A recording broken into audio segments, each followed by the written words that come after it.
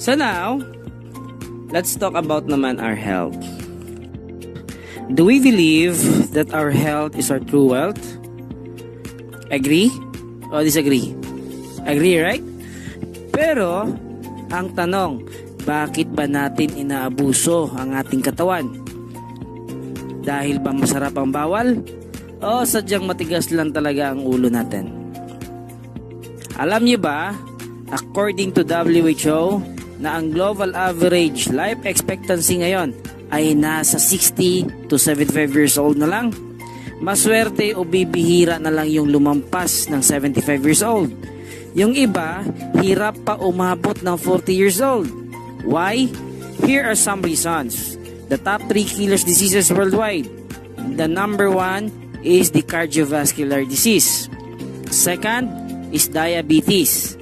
Third is cancer. And these are the factors, according to WHO, kaya tayo nagkakasakit ng ganito dahil dito. Number 1, more on tayo sa mga unhealthy foods. Mga free radicals at toxic chemicals na nakahalo sa ating mga pagkain na nakakasira sa ating mga cells. Second is ay ang sobra at maling paggamit ng gamot na synthetic drugs that will lead to damage your liver and kidney. Third is because of stress na nakakapagbigay sa atin ng depression and it lead to anxiety.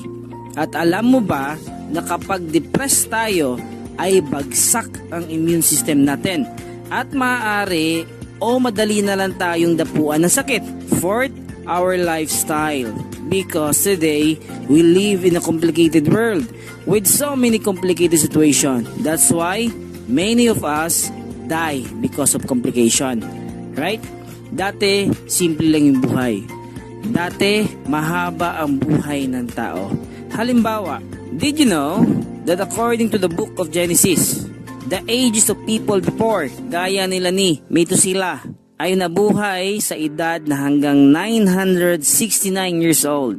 At si Adam naman ay nabuhay hanggang sa edad na 930. At si Noah naman ay sa edad na 950. Gusto niyo bang malaman ano ang sikreto nila? Their secrets is their diet. Dahil ang kanilang kinakain ay prutas at gulay. Dahil ang prutas at gulay are food that our body needs for ourselves to be strong and durable against the free radicals, the toxic chemical that we eat and inhale every day. Now, these are the basic structures of our body.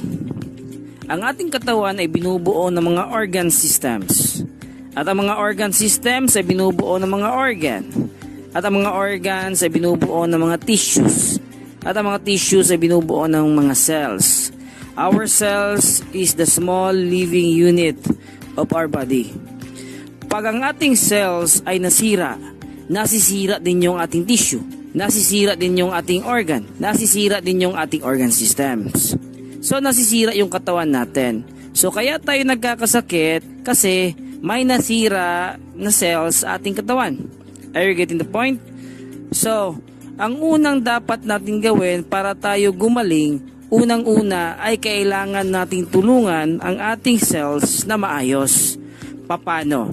Dapat umiwas tayo sa mga bawal na nakakasira sa ating cells, gaya ng mga nabanggit ko kanina. At kumain tayo ng mga pagkain, gaya ng mga prutas at gulay o food supplements na nakakatulong para lumakas ulit yung cells natin. Kasi pag na-repair si cell, mari-repair din si tissue, mari-repair din si organ, mari-repair din si organ system.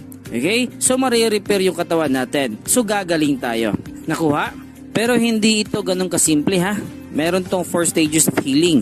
First, cleansing. Second, detoxification. Third, nutrient assimilation. And the fourth is cell regeneration. At kailangan dito is commitment, tiwala sa Diyos at disiplina. Okay?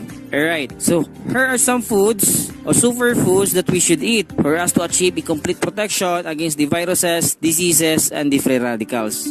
The first is the superfood called Moringa oleifera na napakataas sa mga phytonutrients na nakakatulong sa pagpapanatili ng maayos na mga blood vessels at malusog na puso sa ating katawan. Ang Moringa oleifera ay mayroon itong 92 na nutrients, 46 na antioxidant, 36 na anti-inflammatory at 18 amino acids and 9 essential amino acids. Okay? So second ay ang barley, which is rich source of dietary fiber and minerals na manganese at selenium na nakakatulong ito sa pagkontrol ng diabetes. Okay? At saka pangatlo ay ang superfood na turmeric. Ito ay may malakas na anti-inflammatory effect. It treats arthritis and other rheumatic diseases and it relieves pain. Okay? Kumbaga natural painkiller siya. Pang-apat ay ang pagkain na mataas sa tinatawag na anthocyanin. Ang anthocyanin is anti-cancer. Dito sa Pilipinas, available sa ating market itong orange, mangosteen at talong na may ORAC value na 200, 220 at 750. Na kung i-compare mo siya sa purple corn na available na rin sa ating merkado, lalo na itong Peruvian purple corn na may bilang na 1,642 na ORAC value based in the milligram per 100 gram. So imagine, ang anthocyanin is food for the cell and it feeds the mitochondria inside each cell. The mitochondria are the powerhouses of the cell. It creates energy. The more energy the mitochondria produces, the stronger the cells are. Ibig sabihin, ang mitochondria natin na nasa ating cells, siya kumbaga yung battery of the cells natin. Na kung malakas yung mitochondria natin, so malakas din yung cells natin. Na siya yung nagre-repair sa mga damages sa ating katawan. Okay, that's why according to Hippocrates na kilala as the father of medicine, ang sabi niya, let food be the medicine and medicine be thy food. Okay? So again, for us to achieve a complete protection against viruses, diseases, and free radicals, we should need this kind of key ingredients like purple corn na mataas sa anthocyanin, turmeric na mataas sa anti-inflammatory properties, barley na rich in dietary fiber at minerals, at moringa na mayaman sa phytonutrients. So, ang ginawa ni Infinite ay nag-innovate para mabilis, madali na makonsume yung mga superfood na ito. So, ginawa niyang capsule. Ito ang anthocyanin complete protection capsule na may ingredients na purple corn, turmeric, barley, at moringa.